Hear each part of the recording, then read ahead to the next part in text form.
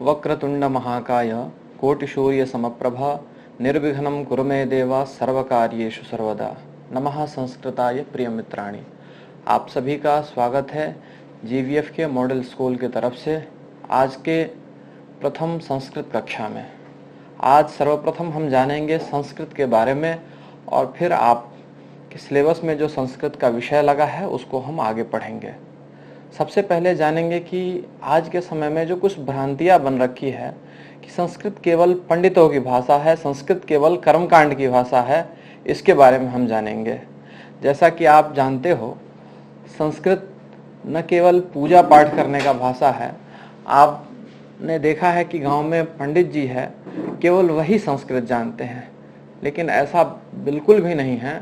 जैसा कि आप जानते हो, आपके सिलेबस में बहुत ही अच्छा संस्कृत लगा है और संस्कृत बहुत ही वैज्ञानिक भाषा है और संस्कृत के अध्ययन के द्वारा हम अपना भविष्य बना सकते हैं।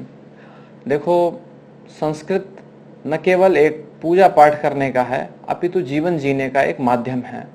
आज की डेट में हम अगर देखेंगे तो नासा भी संस्कृत के ऊपर शोध कर रहा है। वेदों में जो प्राचीन वैज्ञानिक विधियां वर्णित है, उन विधियों के लिए वैज्ञानिक जो है भारत से विषय विशेषज्ञ जो संस्कृत के विशेष जानकार है उनको बुला करके और अपने यहाँ शोध करवा रहे हैं। संस्कृत में बहुत ही अच्छा फ्यूचर है आपका, और जिस प्रकार आप वर्तमान समय में संस्कृत से डर रहे हो, इसमें डरने की कोई भी ज़रूरत नहीं है, क्योंकि आपके लिए संस्कृत को बहुत ही सरल बनाने के लिए जीवीएफ बिहार में आ रहा है और आज हम इसी के प्रथम कक्षा के लिए आपके साथ में उपस्थित हो रहे हैं। और जैसा कि आप जानते हैं, प्रथम कक्षा 6 से जो अमृता नामक पुस्तक है उसके पाठ 1 से प्रारंभ करने जा रहे हैं। जैसा कि आप जानते हो, जब आप कभी शुभ कार्य के लिए घर से बाहर जाते हो या शुभ कार्य के लिए कहीं भी निकलते हो तो सबसे पहले भगवान को प्रणाम करते हो, या आपका कभी एग्ज़ाम होता है तो उसमें घर से आपको माता जी जो है, आपकी मम्मी जो है, वो आपको दही चीनी खिला करके भेजती है। या फिर आप कहीं भी जाते हो किसी दोस्त के साथ में कोई विशेष काम करने, जैसे एग्ज़ाम देने जाते हो आप, तो उसमें सबसे पहले भगवान को प्रणाम करते हो और उसके बाद जाते हो। तो भारतीय परंपरा में, यानी कि हमारे यहाँ का एक ऐसा ट्रेडिशन है जिसमें सबसे पहले मंगलाचरण करते हैं। शास्त्रों में इसे विशेष प्रकार से बताया गया है। मंगलाचरण यानी कि मंगल आचरण, यानी कि सबसे पहले भगवान को प्रणाम करके उन विषय वस्तु को प्रारंभ करते हैं और भगवान से कामना करते हैं कि इसमें किसी भी प्रकार की कोई भी विघ्न बाधा उत्पन्न न हो, यह कार्य बहुत ही अच्छे तरीके से पूर्ण हो, इसके लिए मंगलाचरण किया जाता है। तो आज आपके जो पाठ्य पुस्तक है उसके अंदर में प्रार्थना नामक प्रथम पाठ दिया गया है।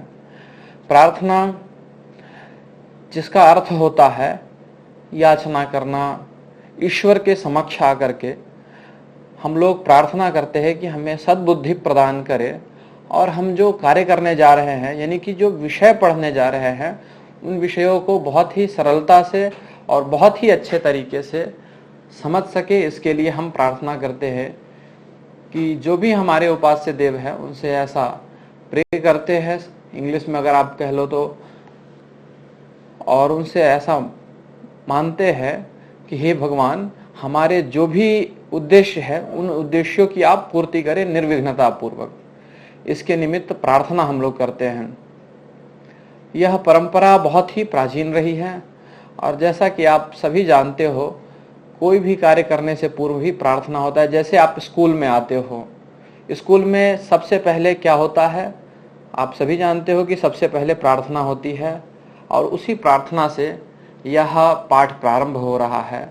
और बिल्कुल भी डरने की ज़रूरत नहीं है, बिल्कुल भी घबराने की ज़रूरत नहीं है।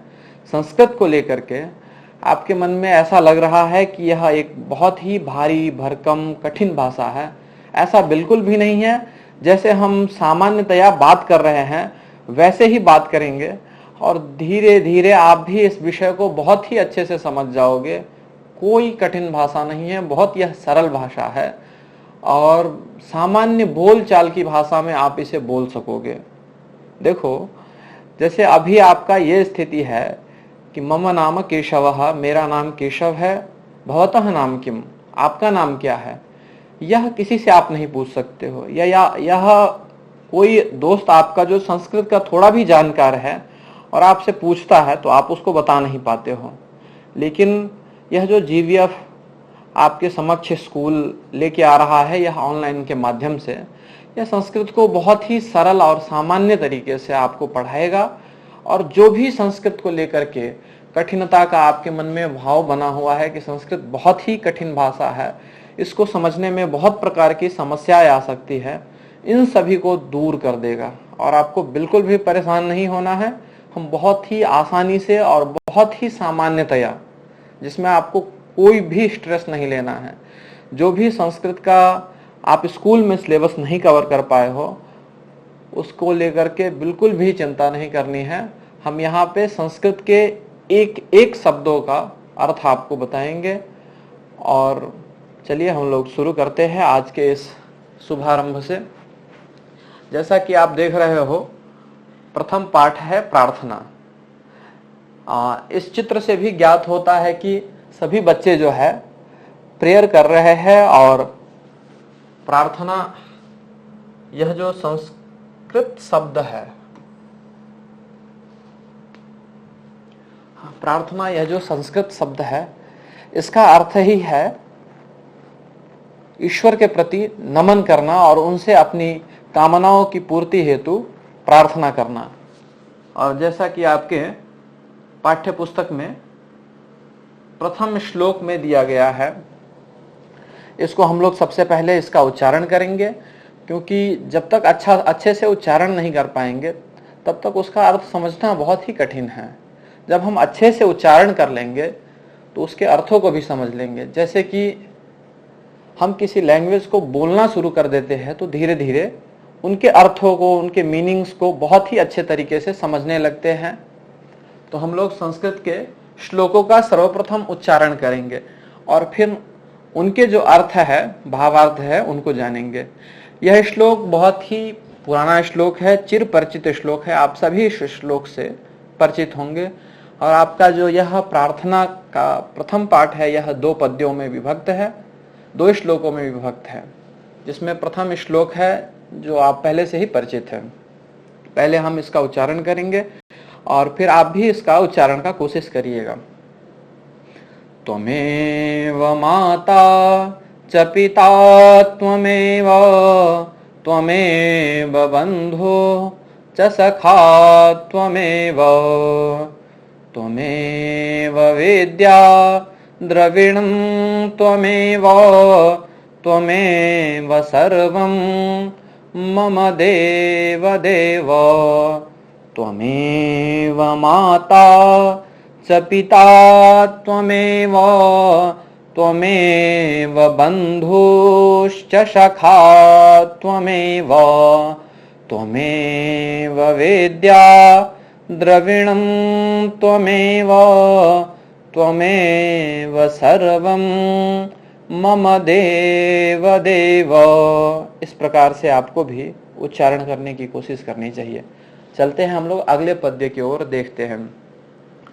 नमो नगेन्द्राय हिमालयाय, नमो विशालाय च सागराय। फिर से 2 लाइनों को हम लोग बोलेंगे। नमो नगेन्द्राय हिमालयाय, नमो विशालाय च सागराय, नदीगणेभ्यः सुखसाधनेभ्यः देशाय तस्मै मम भारताय। इस प्रकार से आपको भी इन पद्यों का उच्चारण करना है, क्योंकि जितना अच्छा आपका उच्चारण होगा उतने ही अच्छे आपके अगर कोई मित्र सुनेंगे तो सोचेंगे कि यह संस्कृत कहाँ से सीखा है, इतना अच्छा संस्कृत बोल कैसे लेता है। तो फिर वो भी पढ़ने का कोशिश करेंगे और आप अपने कक्षाध्यापक को भी सुनाओगे या घर में भी किसी को सुनाओगे तो वह बहुत ही ज्यादा प्रभावित होंगे आपसे। आइए हम इन श्लोकों के अर्थों को जानते हैं कि यह जो श्लोक है क्या कह रहे हैं।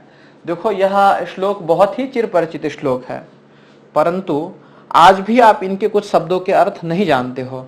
तो आप चलते हैं और हम इन श्लोकों के अर्थों को समझते हैं, इनके भावों को समझते हैं कि यह श्लोक कह क्या रहा है और इन श्लोकों का हमारे जीवन में क्या अर्थ है, क्या उद्देश्य है। देखो प्रिय विद्यार्थियों, इसमें सबसे पहला शब्द है त्वमेव।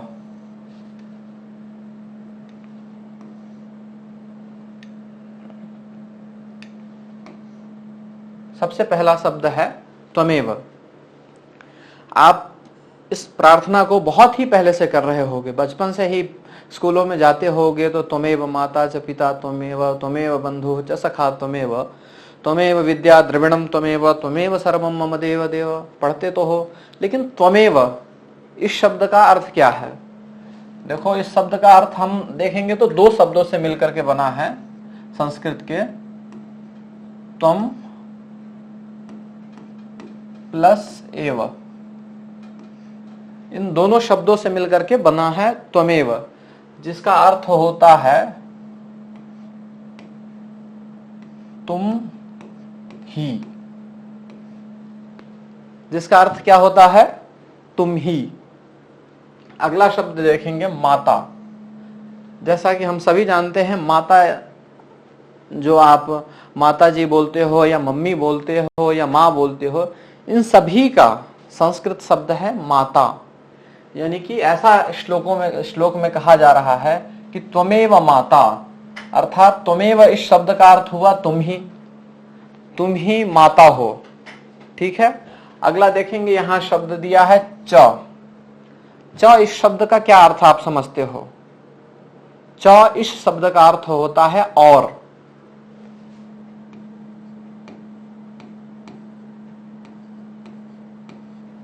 च इस शब्द का अर्थ होता है और। आगे देखेंगे, अगला शब्द है पिता त्वमेव। त्वमेव इस शब्द का अर्थ आपने समझा ही था कि तुम ही, त्वम एव दोनों करके मिल करके बना है त्वमेव, यहां संधि हो गया है। और आगे चल करके हम संधियों को जानेंगे कि संधि क्या होता है। संधि दो वर्णों के बीच में होता है और इसके द्वारा अच्छे अच्छे अर्थों का निर्माण होता है। त्वमेव, जैसा कि आपके समक्ष उदाहरण के लिए एक प्रस्तुत है कि त्वम एव, इन दोनों से त्वमेव बनता है। इसका प्रयोग आप विशेष रूप से किसी वाक्य में भी कर सकते हो, किसी दोस्त के लिए भी कह सकते हो कि त्वमेव सखा, कि तुम ही मेरे दोस्त हो। और आगे देखते हैं, च का अर्थ होता है और। तुम ही मेरे माता, तुम ही माता हो, और पिता त्वमेव, पिता तुम ही हो। अगला लाइन देखेंगे, त्वमेव इस शब्द का अर्थ आप जानते ही हो कि तुम ही। बंधुश्च, यहां पर संधि किया गया है। यहां पे सामान्य शब्द है बंधु।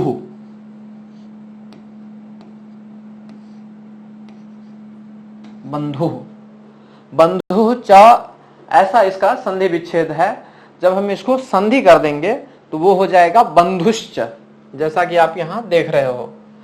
इन शब्दों के अर्थों को, कठिन जो अर्थ लग रहा है उसको आप नोट करते रहोगे तो बहुत ही अच्छा रहेगा आपके लिए। एग्जाम में ऐसे पूछा जा सकता है कि बंधुश्च इस शब्द का अर्थ क्या होता है, या फिर बंधुश्च इस शब्द का संधि विच्छेद करो आप। तो इसके लिए आप पहले से नोट कर रहोगे, आपको पहले से पता होगा प्रिय बच्चों, तो यह बताने में बहुत ही सरल होगा। और जो आपके रिलेटिव्स हैं, जो आपके रिश्तेदार हैं, उनको बंधु बोलते हैं। जैसे आपके चाचा हो गए, मामा हो गए, मौसी हो गए। जब आपके ऊपर किसी भी प्रकार की विपत्तियां आती है तो उन विपत्तियों में आपके जो अपने जन हैं, यानी कि जो आपके बंधु बांधव हैं, दोस्त मित्र है, वह सब भी बंधु बांधव के अंतर्गत आ जाते हैं। और वह उस समय आपका सहयोग करते हैं जिस समय आपके साथ कोई भी नहीं होता है। उन कठिन परिस्थितियों में वह आपका सहयोग करते हैं, इसीलिए हमें उनका सम्मान करते रहना चाहिए। देखते हो आप, हमारे घर में कोई आते हैं जैसे अतिथि, तो मम्मियां बोलती है कि अंकल को नमस्ते करो, अरे चाचा जी आए हैं प्रणाम करो। क्यों बोलते हैं? उसका रीजन है, हम जब देखेंगे भारतीय संस्कृति में तो प्रणाम करने का बहुत ही महत्व है। लिखा गया है कि अभिवादनशीलस्य नित्यं वृद्धोपसेविनः चत्वारि तस्य वर्धन्ते आयुर्विद्या यशोबलम। जो अभिवादनशील है, यानी कि अभिवादनशील यानी अभिवादन नामक एक गुण उसमें है, वह जिस व्यक्ति में है उसके 4 चीज बढ़ते हैं, आयु, विद्या, यश और बल। एक स्टोरी आपको सुनाऊंगा आने वाले समयों में, आने वाले कक्षाओं में, जो इसको बहुत ही अच्छे तरीके से बताएगा। अभी हम इन श्लोकों के अर्थों को समझते हैं। बंधुश्च ऐसा करके शब्द बनता है, जिसका अर्थ है और बंधु भी आप हो। सखा त्वमेव, सखा त्वमेव। सखा इस शब्द से ज्यादातर प्रचलित है सखी शब्द। सखी लोग लड़कियों के लिए प्रयोग करते हैं। सखा भी सामान्यतया देखते हैं तो लोग अपने दोस्तों के लिए बहुत कम प्रयोग करते हैं बोलचाल की भाषा में। देखो, सखा ऐसा शब्द है जो आप किसी के लिए प्रयोग कर सकते हो, चाहे वह आपका कोई दोस्त लड़का हो, चाहे वह कोई दोस्त लड़की हो, किसी के लिए भी सखा प्रयोग कर सकते हो। जैसे कोई आपका खास दोस्त है, उसके लिए आप प्रयोग कर सकते हो कि सखा त्वमेव, त्वमेव सखा, यानी कि तुम ही मेरे सखा हो, तुम ही मेरे दोस्त हो, ऐसा करके बता सकते हो। आगे त्वमेव इस शब्द का अर्थ आपको पता ही है। जैसे आप देखे होंगे, आपके मन में कोई ऐसा व्यक्ति आ रहा है, आपका प्रिय सखा कौन सा है, कौन है? जैसे भगवान श्री कृष्ण के प्रिय सखा थे सुदामा। उनके साथ उनकी बहुत ही गहरी मित्रता थी, और उनकी मित्रता की कहानी आज भी हम लोगों को सुनाया जाता है, किस प्रकार से कि उन्होंने किस प्रकार से मित्रता निभाई थी, और उनकी मित्रता जो है पूरे भारत में, पूरे विश्व में प्रसिद्ध हुई। उसी प्रकार यह सखा शब्द है, जिसका अर्थ होता है मित्र। मित्र के लिए हम लोग सखा शब्द का अर्थ प्रयोग करते हैं। सखा त्वमेव, तुम ही सखा हो। अब आगे बढ़ते हैं हम। त्वमेव इस शब्द का अर्थ विद्यार्थियों आप पहले से जानते हो। त्वमेव यानी कि तुम ही। विद्या, विद्या इस शब्द से हम क्या समझते हैं? विद्या अर्थात ज्ञान, जो हम लोग पढ़ते हैं, समझते हैं। सामान्य रूप से आप समझ सकते हो कि जो भी हम पुस्तकों में देखते हैं और उनसे जो सीखते हैं वही विद्या है। अब देखोगे ऐसे शास्त्रों में विद्या का बहुत ही विशेष वर्णन है। ऐसे पुराणों उपनिषदों में जब आप पढ़ोगे, जो हमारे धर्म ग्रंथ है, तो उसमें चतुर्दश यानी कि 14 विद्याओं की बात की गई है। तो हम लोग अभी सामान्यतया विद्या शब्द से समझते हैं कि जो भी हम सीखते हैं वो एक विद्या है। आगे देखेंगे कि त्वमेव विद्या, तुम ही विद्या हो। द्रविणम त्वमेव, तुम ही द्रविण हो। अब द्रविण इस शब्द का अर्थ क्या है? द्रविणम इस शब्द का अर्थ है धन। आप इस शब्द का प्रयोग पहले आपने कभी नहीं किया। आपके पास धन नहीं है तो मम पार्श्वे द्रविणम नास्ति ऐसा प्रयोग कर सकते हो। मम पार्श्वे धनम नास्ति, इसका अर्थ होगा कि मेरे पास धन नहीं है। आपको कभी संस्कृत में वाक्य बनाना हो तो आप देखोगे मेरे पास धन नहीं है, या किसी दोस्त से आप पूछ सकते हो कि भाई द्रविण शब्द का अर्थ क्या होता है? तुमने तो पढ़ा ही है, रोज पढ़ते हो, त्वमेव माता च पिता त्वमेव, त्वमेव बंधु च सखा त्वमेव, त्वमेव विद्या द्रविणम त्वमेव, त्वमेव सर्वम मम देव देव। संस्कृत पढ़ते ही हो, इसका अर्थ भी समझते हो। और इस प्रकार आप पूछेंगे तो कहेंगे कि नहीं भाई, ये तो कहाँ से पढ़ा है लड़का, संस्कृत भी जानता है। तो आपको द्रविण शब्द का अर्थ जो है वह होता है धन। द्रविण शब्द का अर्थ होता है धन। इसको आपको नोट करते रहना चाहिए, याद करते रहना आप, कि आगे भी कहीं इस शब्द का प्रयोग आए तो जिससे आपको इसके अर्थ को समझने में बहुत ही आसानी हो। किसी श्लोक में आ जाए, कहीं आप कोई आपके पाठ्य पुस्तक में जो गद्य लगे हुए हैं वहां पर आ जाए, या कोई अनुवाद आपके समक्ष आ जाए कि राम के पास धन नहीं है, तो आप उसको बना लोगे आराम से जब आपको धन का संस्कृत वर्ड पता होगा। त्वमेव इसका अर्थ आप पूर्व से ही जानते हैं, सर्वम, आप ही सब कुछ हो, आप ही, तुम ही सब कुछ हो। मम देव देव, मम अर्थात मेरे। आप जैसे सामान्यतया आप बोलते हो कि मम नाम, यानी कि मेरा नाम, मम नाम केशवः भवतः नाम किम, तो यहां पर मम शब्द से क्या अर्थ लेते हैं, मेरा।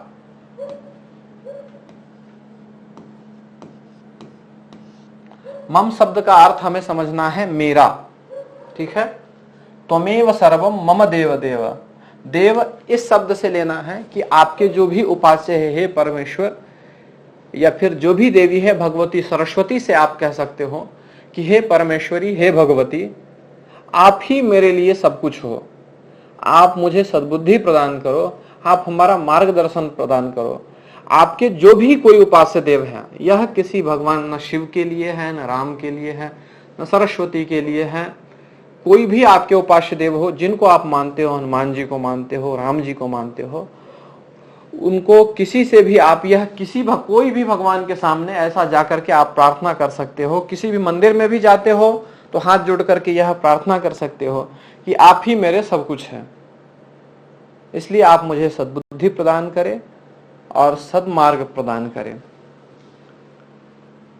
जैसा कि ये श्लोक का आपने अर्थ समझा, शब्दों के अर्थ को समझा, अब मैं आपको श्लोक के सामान्य जो भावार्थ है उसको बताता हूं।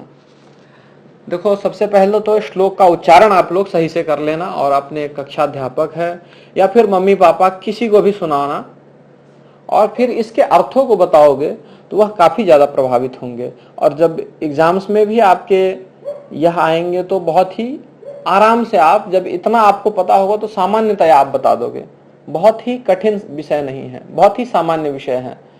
देखो, आपने अंग्रेजी पढ़ते हो, अंग्रेजी जबकि बहुत ही कठिन है संस्कृत से। संस्कृत में एक वाक्य हम बनाते हैं कि राम घर जाता है, राम घर जाता है, तो इसको हम बनाएंगे कैसे कि रामः, राम के लिए प्रयोग करेंगे रामः, घर के लिए प्रयोग करेंगे गृहम, और जाने के लिए प्रयोग करेंगे गच्छति। यहां पर 3 वर्ड है, रामः गृहम गच्छति। आप इसको 3 प्रकार से लिख सकते हैं। रामः गृहम गच्छति एक प्रकार हो गया, गच्छति रामः गृहम दूसरा प्रकार हो गया, गृहम गच्छति रामः तीसरा प्रकार हो गया। और यह तीनों ही वाक्य सही है। आप आगे करके लिखो, पीछे करके लिखो, और यहां देखो इंग्लिश में एक वर्ड आप आगे पीछे कर दोगे वह पूरा वाक्य गलत हो जाएगा। इसलिए संस्कृत बहुत ही सामान्य है और आप तो आराम से सीख जाओगे, कोई भी कठिन, थोड़ा भी कठिन नहीं है इसमें। अब हम आगे अगले श्लोक के अर्थों को जानेंगे और इस श्लोक के भावार्थों को समझेंगे। नॉर्मली आपके सामने, आपके पाठ्यपुस्तक में और आपके सामने भी भारत का नक्शा दिख रहा है, और इस नक्शा में हिमालय एक जगह लिखा है, एक जगह कन्याकुमारी लिखा है। और बेसिकली सामान्यतया इस श्लोक को देखेंगे तो यह श्लोक जो है हमारे भारत के महिमा के बारे में बता रहा है, हमारे देश के बारे में बता रहा है हमें विशेष रूप से, कि यह जो भारत है वह कैसा भारत है और इसमें क्या क्या है। मुख्यतया जो हम जानते हैं कि महानगरों का स्थापना जो होता है किसी न किसी नदी के किनारे होता है। हिमालय जो पर्वत है, पर्वत हमें बहुत प्रकार की चीजों को देती हैं।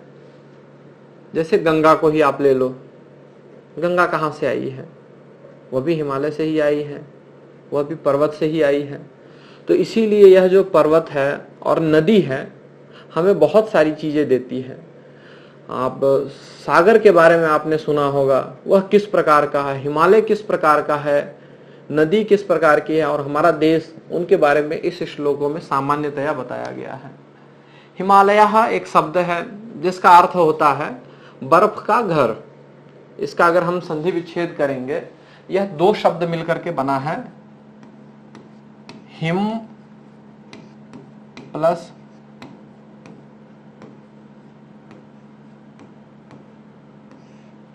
हिम प्लस आलय संधि होकर के यहां पे बना हुआ है हिमालय, जिसका अर्थ होता है बर्फ का घर।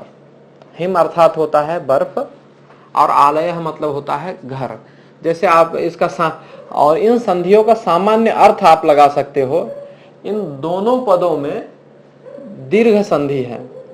जैसे आप आलय शब्द का अर्थ कैसे देख सकते हो, आप विद्यालय जाते हो तो विद्यालय इस शब्द में दो शब्दों से मिलकर के विद्यालय बना है, विद्या प्लस आलय, यानी कि विद्या का घर, विद्या का जो मंदिर है उसके लिए यह प्रयोग किया जाता है। आलय अर्थात घर के लिए प्रयोग करते हैं। और पहले हम इस श्लोक का उच्चारण करेंगे, ठीक है, और फिर इसके अर्थों को और अच्छे से जानेंगे। हमने पूर्व में उच्चारण किया था, लेकिन और भी अच्छे से उच्चारण करें आप, और उच्चारण में आपकी जितनी अच्छी शुद्धता आएगी उतना ही अच्छा आपके लिए रहेगा। भविष्य में इन श्लोकों का जब आप उच्चारण करोगे तो आपको कहा जाएगा कि आपने गुरुकुल से संस्कृत पढ़ा है क्या, और बहुत ही आसान है, इसीलिए हम आपके लिए आए हैं। सबसे पहले श्लोक के पहले दो लाइनों का उच्चारण करेंगे। नमो नगेन्द्राय हिमालयाय, नमो नगेन्द्राय हिमालयाय, नमो विशालाय च सागराय, नमो विशालाय च सागराय, नदीगणेभ्यः सुखसाधनेभ्यः,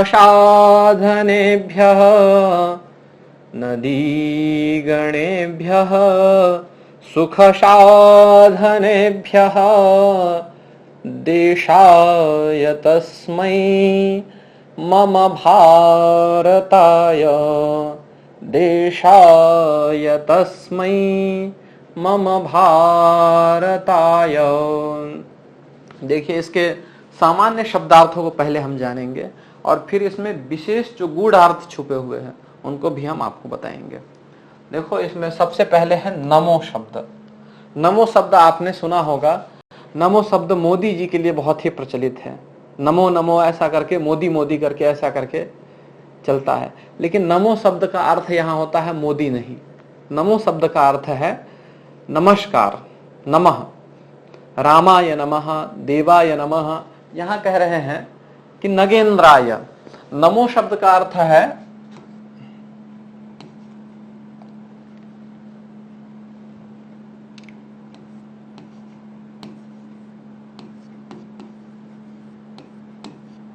नमो शब्द का क्या अर्थ है? नमस्कार। आगे जहां भी आपके सामने कहीं भी नमो शब्द आ जाए या नमः शब्द आ जाए, इनका अर्थ होता है नमस्कार।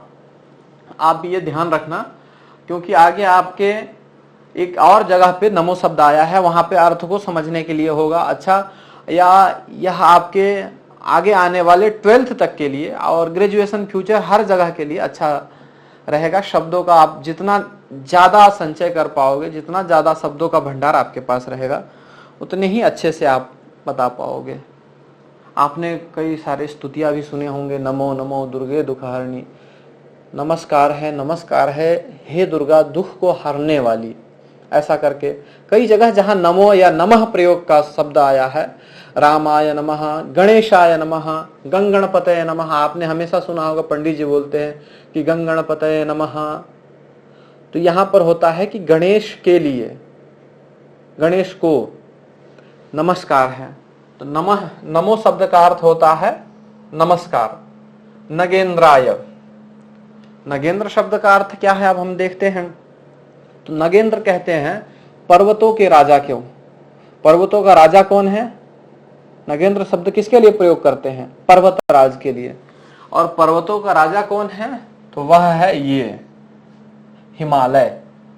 और इसी को चतुर्थी एक वचन में हम लोग प्रयोग कर देते हैं, तो इसका एक वचन का रूप बन जाता है हिमालयाय। सबसे पहले हम शब्द को जानते हैं कि शब्द किस प्रकार से चलते हैं। हम लोग सामान्यतया देखेंगे तो राम शब्द बहुत ही फेमस है। आपने स्कूल में अभी तक पहले भी जिन कक्षाओं को पढ़ा होगा उनमें सुना होगा कि शब्द रूप, धातु रूप। शब्द कैसे याद करते हैं? तो रामः रामौ रामाः, रामम रामौ रामान, रामेण रामाभ्याम रामैः, रामाय रामाभ्याम रामेभ्यः, रामात् रामाभ्याम रामेभ्यः। इस प्रकार से इसको 21 प्रकार से एक शब्द को बोला जाता है। और आगे की कक्षाओं में हम आपको बताएंगे कि किन किन शब्दों का कहां कहां पे किस अर्थ में प्रयोग करते हैं।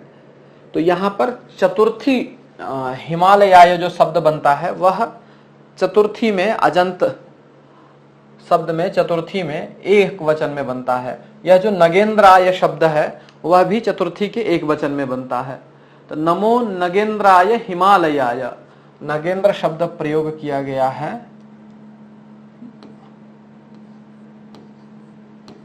पर्वत राज के लिए। ठीक है, नगेंद्र शब्द किसके लिए प्रयोग किया गया है? पर्वत राज के लिए, जो पर्वतों के इंद्र है उनके लिए प्रयोग किया गया है। अगला है हिमालयाय, हिमालय के लिए नमस्कार है। किसके लिए? पर्वतों के राजा हिमालय के लिए, इनके लिए नमस्कार बता रहे हैं। आगे हम लोग देखते हैं नमो विशालाय। नमो इस शब्द का अर्थ आपको पहले से ही पता है। इस शब्द का अर्थ क्या होता है बच्चों? नमस्कार। अर्थात नमो या नमः इस शब्द का अर्थ होता है नमस्कार। यानी कि नगेंद्राय हिमालयाय नमः, वह जो पर्वतों के राजा है हिमालय, उनके लिए नमस्कार है। आगे कहते हैं कि नमो विशालाय च सागराय, वह जो नमो नमस्कार है किसके लिए नमस्कार है? तो वह विशाल काय, नमो विशालाय च सागराय, विशाल काय है। और क्या है? विशाल काय। और कौन है वह विशाल काय? सागर के लिए यह विशाल काय विशेषण प्रयोग कर रहे हैं कि वह जो विशाल काय सागर है उनके लिए नमस्कार है। विशाल शब्द का अर्थ होता है, विशालाय शब्द का अर्थ होता है विशाल। जो समुद्र, आप नॉर्मली जानते हो और आपने वीडियो में भी देखा होगा या सामने से भी देख रखा होगा, तो समंदर जो है बहुत ही बड़ा है। उस शब्द के लिए प्रयोग किया गया है विशाल, बड़ा के लिए। आगे देखेंगे सागराय। फिर अगले लाइन को पढ़ेंगे हम लोग। तो नदी गणेभ्यः, सागर समुद्र को ही बोलते हैं। नदी गणेभ्यः सुख साधनेभ्यो, नदियों को हम लोग सुख साधन का कारण मानते हैं। आपने प्राचीन काल से ही देखा है, आपने प्राचीन इतिहास को जब पढ़ा होगा तो उसमें पढ़ा होगा कि किसी भी महानगर का जो स्थापना होता है, कोई भी नगर या महानगर बसता है, वह किसी न किसी नदी के किनारे ही बसता है। आप सामान्यतः गांव में देखोगे तो हम लोग खेती बाड़ी किस कारण से कर पाते हैं? खेती बाड़ी करने में जो मेन भूमिका निभाती है वह क्या निभाती है? मेन भूमिका निभाती है जल। और जल आता कैसे है? तो वह नदियों के माध्यम से आता है। जल का एक प्रमुख स्रोत के रूप में हम लोग नदियों को देखते हैं। कई स्रोत है, बारिश, उस प्रकार भूजल, जिसमें एक प्रमुख जो उसका स्रोत है वह नदी है। अर्थात नदी के किनारे जो क्षेत्र बसे हुए हैं वह अन्य क्षेत्रों के अपेक्षा और अधिक जो है सुख साधन संपन्न हो जाते हैं। यानी कि वहां पर खेतियां जो है बहुत ही अच्छे तरीके से हो जाती हैं। इसीलिए सुख और साधन का कारण माना गया है नदीगण। नदीगण इस शब्द का अर्थ क्या होगा? नदीगण इस शब्द का अर्थ हम लोग देखेंगे। इस शब्द का क्या अर्थ होगा? नदीगण यानी कि नदियों के समूह के लिए इस शब्द का प्रयोग किया गया है। आगे देखेंगे कि सुख साधनेभ्यः, जिसका अर्थ होता है सुख साधन का कारण। ओके, आगे हम पढ़ेंगे देशाय तस्मै मम भारताय। देशाय तस्मै मम भारताय, इस प्रकार का जो हमारा भारतवर्ष है उसके लिए, मेरा जो वह भारतवर्ष है उसको भी नमस्कार है। देशाय यानी कि देश के लिए, इसका अर्थ हो जाएगा तस्मै यानी कि उसका। मम मतलब आपने पहले ही समझा है, पहले के श्लोक में मम अर्थात मेरा होता है, और किसी से आप अगले दिन जा करके इस पाठ को पढ़ो और अगले दिन प्रश्न करना कि मम नाम मोहन अस्ति, मम नाम श्याम अस्ति, मम नाम केशव अस्ति, यानी कि मेरा नाम श्याम है, मोहन है, केशव है। भवतः नाम किम, आपका नाम क्या है। इस प्रकार जब आप प्रश्न पूछोगे तो वो समझेंगे कि यह कहीं ना कहीं से संस्कृत सीख रहा है, तो यह आपके लिए अच्छा रहेगा और एग्जाम में भी बहुत अच्छे से इसका आप यूज कर लोगे। मम शब्द का अर्थ होता है मेरा, भारताय यानी कि भारत के लिए। आप इस श्लोक में आने वाले सामान्य अर्थों को, आप जो कठिन, थोड़ा भी कठिन शब्द है, उन अर्थों को आपने समझ लिया है और आगे हम आपको इसके सामान्य जो भावार्थ है उसको बताता हूं।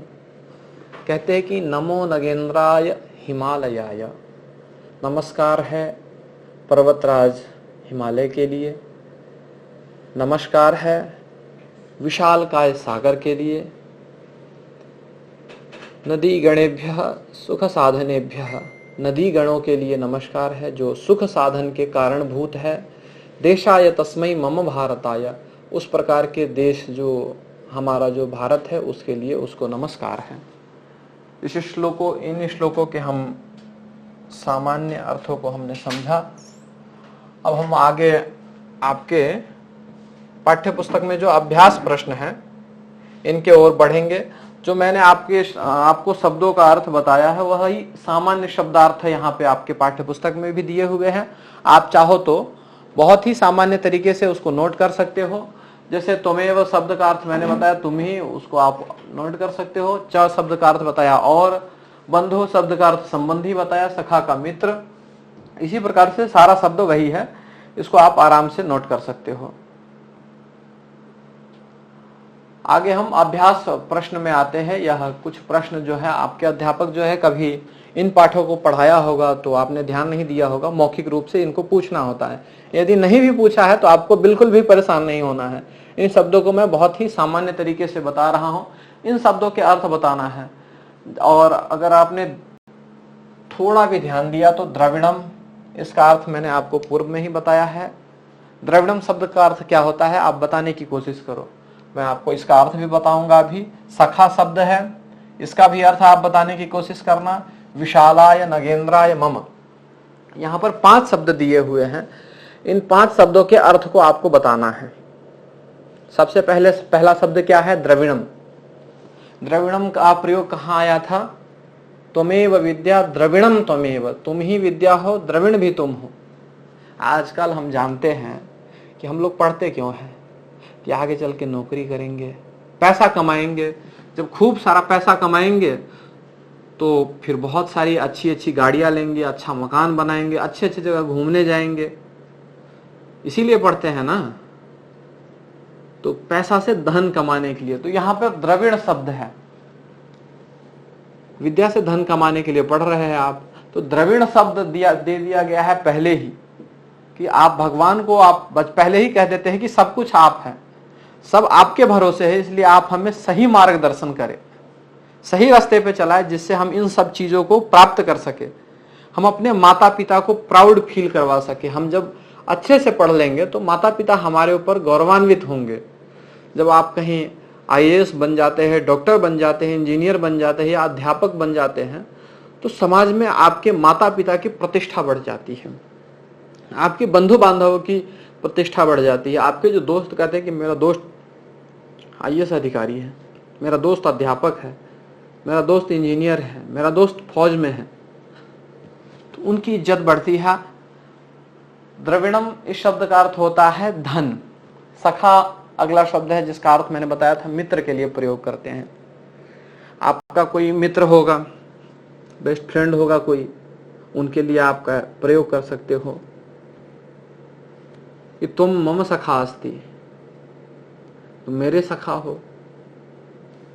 और सखा केवल लड़कों के लिए ही नहीं प्रयोग कर सकते हो बच्चों, लड़कियों के लिए भी इस शब्द का आप प्रयोग कर सकते हो। अगला देखेंगे नगेंद्राय। नगेंद्राय इस शब्द का अर्थ है पर्वतराज। नगों का जो इंद्र है उसके लिए प्रयोग किया गया है। यह चतुर्थी एक वचन का शब्द है। मम यानी कि मेरा। आपको मैंने क्वेश्चन भी एक दे रखा है कि मम नाम केशवः भवतः नाम किम, ऐसा करके आपको पूछना है कि मेरा नाम केशव है, आपका नाम क्या है। आगे जब हम लोग कक्षा करेंगे तो एक एक शब्द सीखेंगे और आप जैसे हम हिंदी में बात कर रहे हैं वैसे संस्कृत में बात कर सकते हो। बहुत ही आसान भाषा है, बहुत कुछ नहीं है। आगे देखेंगे आपका क्वेश्चन क्या है, बंधुश्च के समान इन शब्दों को जोड़कर बोले। जिस प्रकार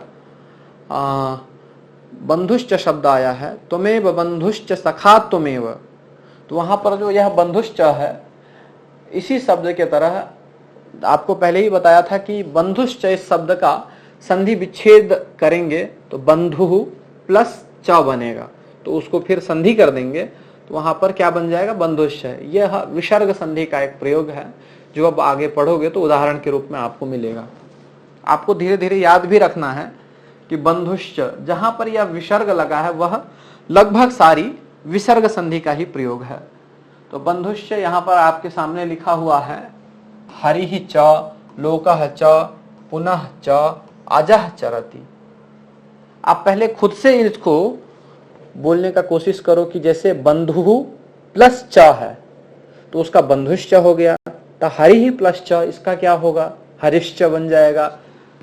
हरिश्च, हरि और हरि बोल सकते हो, इसका अर्थ यह हो जाएगा। अगला शब्द है लोकः च, लोकश्च और लोक हो जाएगा। अगला शब्द है पुनः च, पुनश्च, जिसका अर्थ होता है और फिर से। पुनः का अर्थ होता है फिर संस्कृत में। इस शब्द का अर्थ जो है, इस शब्द को जो है आपको खुद से इसका संधि करने का कोशिश करना है और आपसे नहीं हो पाए तो आप अपने अध्यापक से पूछिए। अध्यापक भी नहीं बता पाए तो बिल्कुल भी परेशान नहीं होना है, हमारा जो संपर्क सूत्र है आप हमसे कांटेक्ट करिए। ओके, आगे बढ़ते हैं हम। आगे इन शब्दों का चतुर्थी एक वचन में रूप बताए। जैसा कि पहले ही बताया था आपको, सागराय विशाल देश पुत्र हिमालय। पहले ही जो श्लोक आपने पढ़ा था सेकंड नंबर का, नमो नगेंद्राय हिमालयाय नमो विशालाय च सागराय, यह जितने भी शब्द है वह चतुर्थी के हैं। चतुर्थी जो नमः शब्द है, आपने नमो उसमें देखा है, उसका मूल शब्द है नमः, और नमः शब्द का जब भी प्रयोग होता है वह चतुर्थी के साथ प्रयोग होता है, चतुर्थी एक वचन के साथ प्रयोग होता है। तो यहां नमः का अर्थ क्या बताया था आपको, नमस्कार। और सागर है, सागराय, तो इसका अर्थ क्या होगा, सागर के लिए। विशालाय, विशाल, तो इसका चतुर्थी, सागर का चतुर्थी एक वचन क्या होगा, सागराय, सागर के लिए। विशाल, इसका चतुर्थी एक वचन क्या होगा, विशाल के लिए। पुत्र है, देश है, देश के लिए, देश का क्या होगा, देशाय, यानी कि देश के लिए। पुत्र शब्द है, उसका चतुर्थी एक वचन क्या होगा, पुत्राय। हिमालय है, इसका चतुर्थी एक वचन क्या होगा, हिमालयाय। आगे हम देखेंगे द्वितीय पद्य का पाठ करें, यानी कि जो दूसरा पद्य है उसका आपको पाठ करने के लिए कहा जा रहा है यहाँ पे।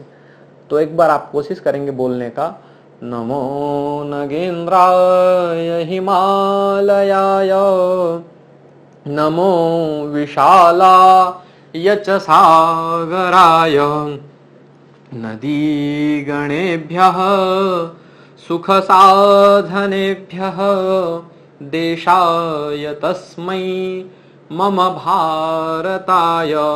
यह श्लोक जो है भारत के बारे में बताता है। कहीं भी आपसे भारत के बारे में पूछा जाए तो इस श्लोक को आप बता सकते हैं। ओके, द्वितीय श्लोक का आपने पाठ किया। नमः शब्द से प्रयोग करके 5 वाक्य बोले।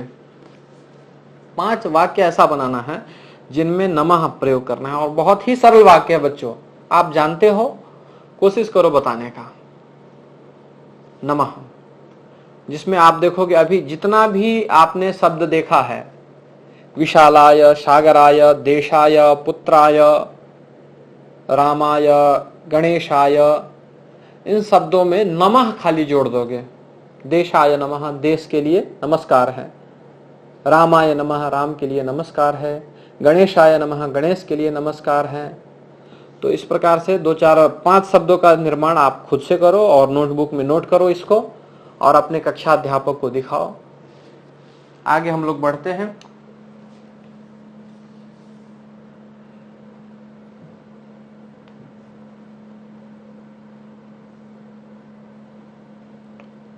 अब इन वाक्यों को हमें पूर्ण करने हैं। यहां पर आपने जो क्या लिखा है कि इन वाक्यों में रिक्त स्थानों में सही शब्दों से भरे। आपने जो पहले श्लोक पढ़ा हुआ है बच्चों, उसी श्लोक से यहां पर पूर्ण करने को कह रहा है। यहां पर क्या होगा, तो आपने जो दूसरा श्लोक पढ़ा है उसमें जो दूसरा लाइन है, यानी कि वह लाइन क्या है, विशालाय।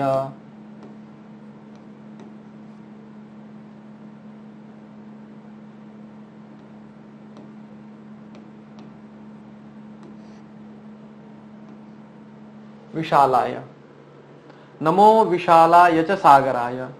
इसी प्रकार से आपको बहुत ही सामान्य है, मैं बता दे रहा हूं, आप कोशिश करना है भरने के लिए। यहां पर देशाय तस्मै मम भारताय, ऐसे इस रिक्त स्थानों को पूर्ति करना है। जैसे एक दो करके मैं आपको बता देता हूं, बाकी आप कोशिश करना।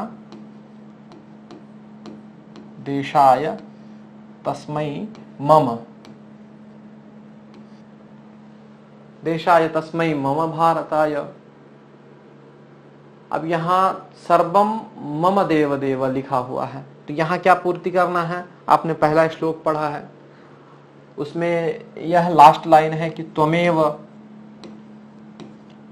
त्वमेव सर्वम मम देव देव। लास्ट लाइन क्या है, त्वमेव सर्वम मम देव देव। इस प्रकार से रिक्त स्थानों को आप पूर्ति करेंगे। त्वमेव विद्या द्रविणम त्वमेव, आपने जो जिन श्लोकों को पढ़ा है, त्वमेव विद्या द्रविणम त्वमेव, तो यहां पर बस बहुत ही सामान्य है, विद्या शब्द भर देना है, रिक्त स्थानों की पूर्ति हो गई। आगे आप देखोगे कि नदी सुख साधनेभ्य, नदी डैश सुख साधनेभ्य, तो यहां पर डैश की जगह पर क्या भरना है, आपने द्वितीय श्लोक पढ़ा हुआ है, नदी गणेभ्य सुख साधनेभ्य। इस श्लोक को आप स्वयं से पूर्ति कर लेना।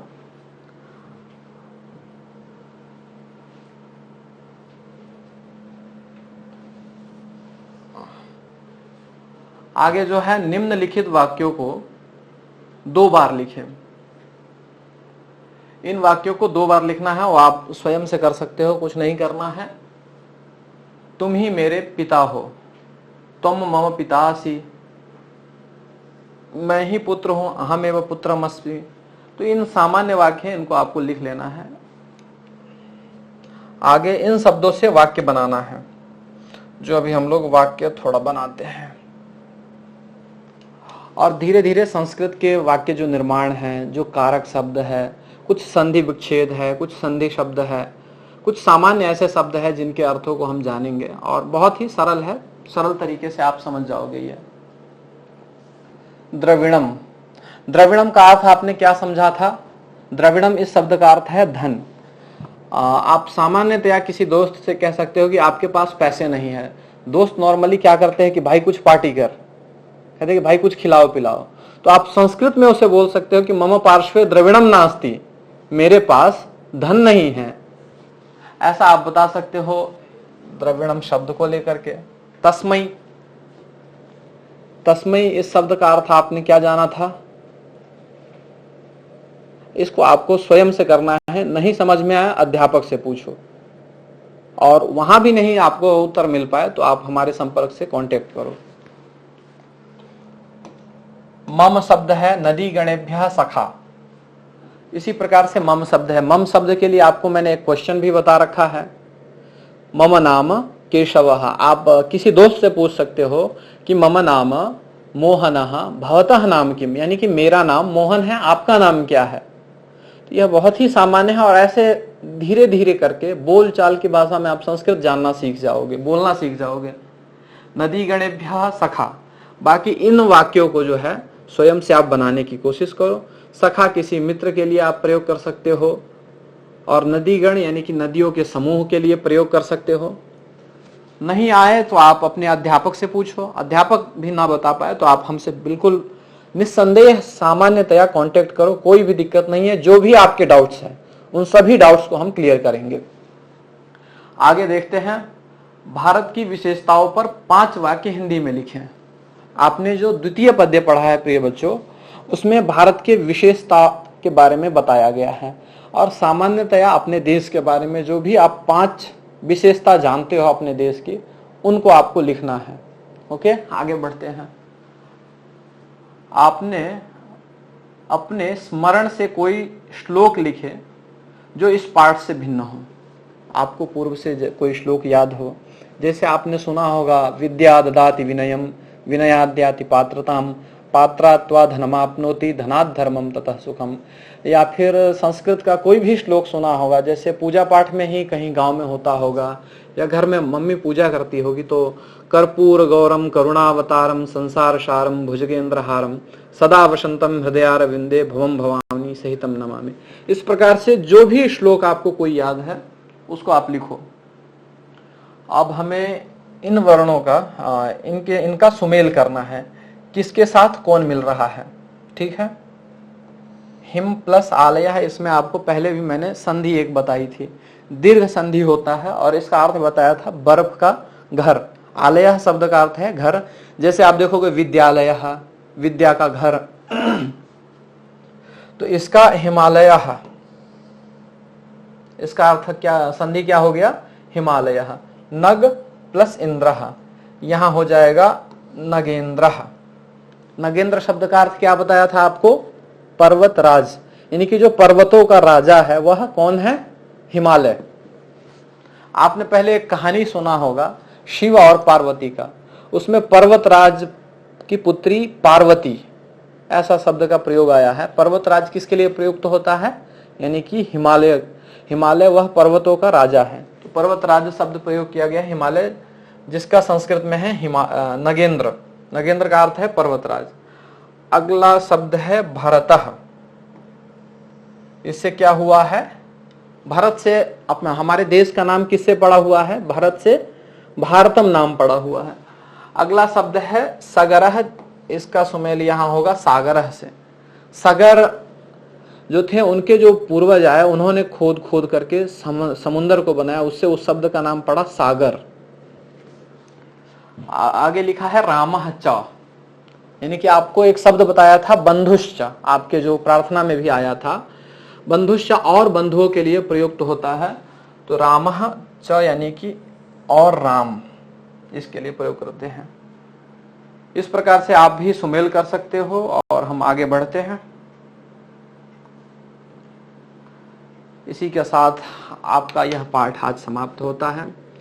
हम लोग सभी के मंगल के कामना से और आपके उज्जवल भविष्य के कामना से यह पूर्ण करते हैं। सर्वे भवन्तु सुखिनः, सर्वे सन्तु निरामया, सर्वे भद्राणि पश्यन्तु, मा कश्चित् दुःखभाग् भवेत्। आप सभी का मंगल हो, आपका दिन शुभ हो।